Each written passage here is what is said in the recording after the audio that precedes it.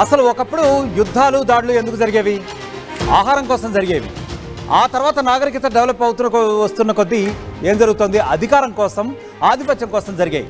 కానీ నేడు కలికాలంలో చూస్తే మాత్రం వివాహేతర సంబంధాల కారణంగా కొంతమంది ఆంటీల మోజులో పడి, అలాగే కొంతమంది మహిళల మోజులో పడి ఇప్పుడు దాడులు జరుగుతున్నాయి. సరిగ్గా నేను చెప్తున్న బ్రేకింగ్ న్యూస్ కూడా అలాంటిదే. అనంతపురంలో ఒక వివాహేతర సంబంధం చిచ్చు రాజేసింది.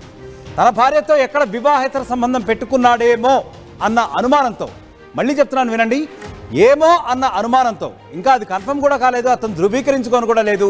అయినప్పటికీ కూడా అతను వేరొక వ్యక్తిపై తన భార్యతో ఎక్కడ సంబంధం పెట్టుకున్నాడేమో అనే అనుమానంతో అతనిపై వెళ్ళి దాడి చేసి ఆఖరికి ప్రాణాపాయ స్థితికి తెచ్చేసిన ఉదంతం వెలుగులోకి వచ్చింది.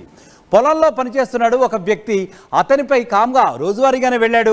అతను పొలంలో పనిచేసుకుంటూనే ఉన్నాడు. అయితే అతనిపై నిఘా ఉందని అతను కూడా తెలియదు.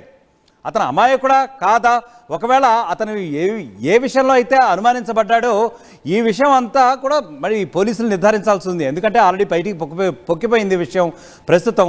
సో అతను కామ్గా అతని పొలంలో పనిచేసుకుంటున్న తరుణంలో అతనిపైకి కొందరు వ్యక్తులు ఉన్నట్టుండి దాడి చేశారు. అది కూడా ఏంటి, మామూలుగా కాదు, కర్రలతో కాదండి, వేట కొడవలతో. So definitely it's an attempt to murder, అంతే కదా. మరి అతన్ని చంపడానికి ప్రయత్నించారు, వేట కొడవలతో దాడి చేశారంటే మరి మనిషి ఏమైనా లేచి వస్తాడా?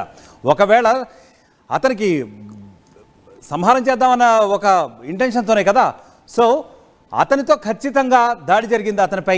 సో నలుగురు వ్యక్తులు, ఒక వ్యక్తి కూడా కాదు, ఎవరైతే అనుమానించాడో ఆ వ్యక్తి వచ్చి అతనిపై నలుగురు వ్యక్తులతో కలిసి విచక్షణారహితంగా దాడికి పాల్పడ్డాడు అనంతపురంలో.